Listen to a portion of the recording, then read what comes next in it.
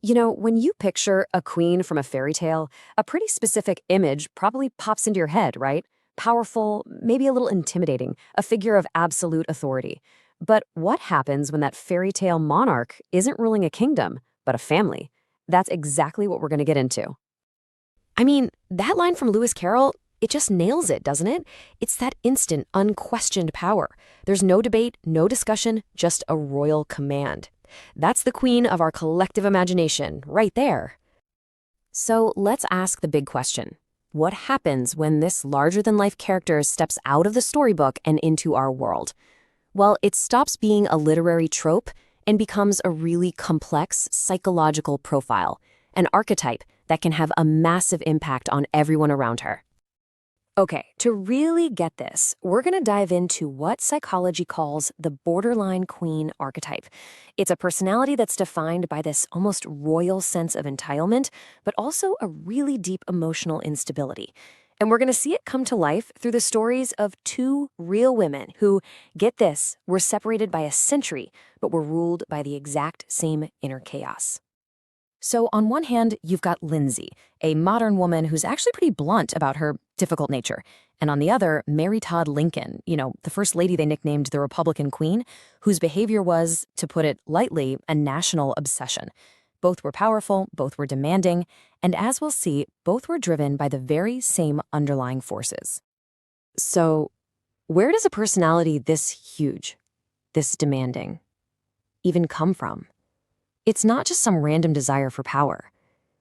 The source material is pretty clear that this behavior is rooted in something much deeper.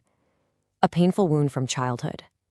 A profound sense of loss that never really heals. And the parallel here is it's stunning. At the exact same age, 7 years old, both of these women experienced a massive emotional shock. For Lindsay, her parents divorced, and instead of being comforted, she was shipped off to boarding school. For Mary, her mother died, and her father quickly remarried, leaving her feeling totally lost in a huge new family. This shared experience, this feeling of being emotionally robbed at such a young age, becomes the central trauma of their lives. And this trauma, it creates this hunger, a desperate need that really boils down to one powerful term: mirror hungry. Now, this is not just vanity. Oh no, this goes way deeper. It's a compulsive, relentless need for other people to validate you. The queen needs people to act like mirrors, constantly reflecting back an image of importance, of admiration, all to fight off this crippling inner feeling of being completely worthless. So, if you strip everything else away, the rage, the demands, the drama, what's left? This is the crucial takeaway.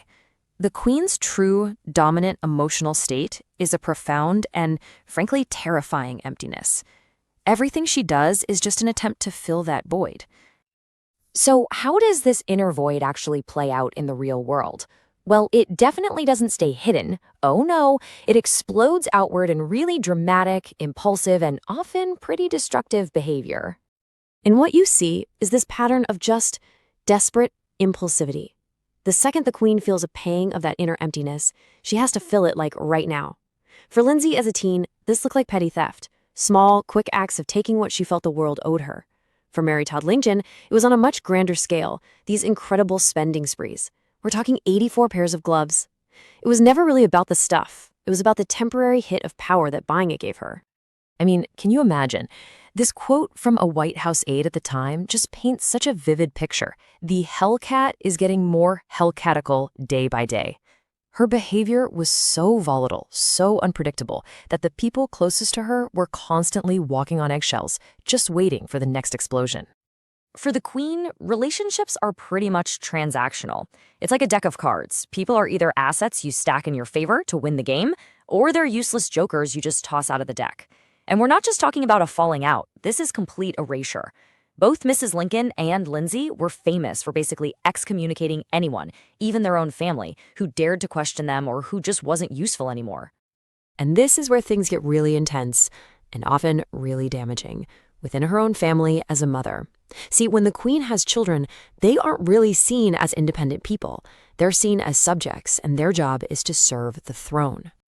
The child's job description basically has 3 parts. First, you have to be a perfect mirror. Reflect mom's tastes, her interests, her ambitions. Second, you are there to be put on display. Mrs. Lincoln, for instance, would often have her sons perform for guests. And third, you have zero right to privacy. Lindsay, for example, felt she had every right to go through her daughter's room, even read her private diary. And what happens if a child dares to step out of that role? The punishment is swift, severe, and absolute. When Lindsay felt her daughter betrayed her, she didn't just kick her out. She went through the house, took down every photo, changed the locks. She symbolically erased her. In the same way, when Mary Lincoln's own son Robert had her institutionalized for her own safety, she saw it as the ultimate act of treason and cut him off completely. Just imagine growing up internalizing these messages every single day. The child of a queen learns a really damaging script. You deserve the best, but I deserve better. It's never enough. I love you when I need you. And the big ones, the rules don't apply to me. I'm special. It creates this incredibly confusing world where the one person who's supposed to love you unconditionally is the one you have to constantly perform for. So after all of this, what's the ultimate legacy of the queen archetype? Well, it's a life defined by constant battle, and it leaves a trail of emotional damage for everyone who gets too close. The queen's entire life is a fight.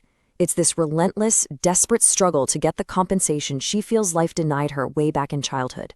She is absolutely determined to win, at any cost, because losing feels like being sent right back to that original terrible feeling of being deprived. But here's the real tragedy. No amount of admiration or money or control can ever truly fill that void inside her. And her children?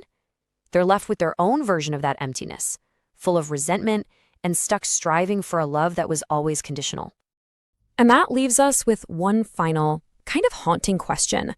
A queen builds her entire world around being seen, admired, and maybe even feared. But what happens to her and to that kingdom she built when the audience is finally gone?